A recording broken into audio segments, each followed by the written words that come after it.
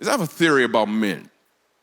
A theory about men and how we like to embrace one another, hug one another. Not love like what you just said. That was a little creepy. But how we like to embrace one another. So for example, men, I'm cool with hugging men, especially after this pandemic is over. I just like hugging people, right? But men have some rules around hugging.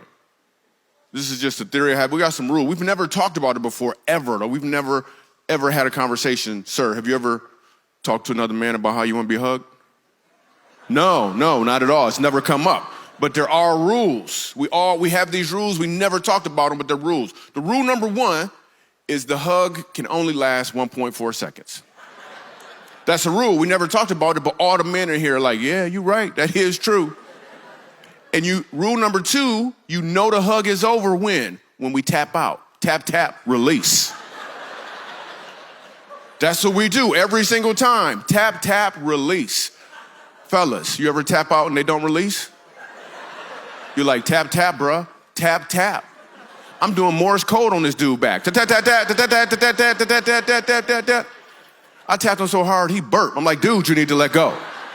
You gotta let go. You just burped. You gotta let go. The other rule we have around hugging men is really pretty simple. It's left hand under, right hand over. Tap out, release. The fellas right now are doing the math like, that is true, but we never talked about that. That's crazy. It's left hand under, right hand over, tap out, release. You know how you know this is a rule, fellas? You ever have a dude try to go double under? He can't go double under. He go double under, you gotta go double over. Now y'all slow dancing. That's what you're doing. You slow dancing. You might as well turn on the Luther Vandross. That's what you're doing. Or for this audience, Barry Manilow. You might as well just turn it on.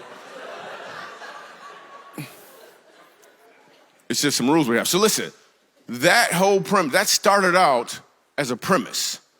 I just started digging into how could that be fun? Like men, like every time, release. I just started digging into it and I had to get on stage and test that joke out until I knew exactly what it was. Now some premises, you just have to let them go. Like I got some jokes, I think they're hilarious. The audience is like, okay, dude. And I have to know when to let that go. Some people are doing life trying to hear God's voice and what he wants to do, but you have a premise. Or maybe you didn't even hear from God, you just got a premise. Some people went to school on a premise. And now all you have is a plaque on the wall. Because your premise was about you. I like to do this. I enjoy that. Well, that's fun. As opposed to asking the three questions that you have to ask. What is the problem? Who are the people? And what can I give?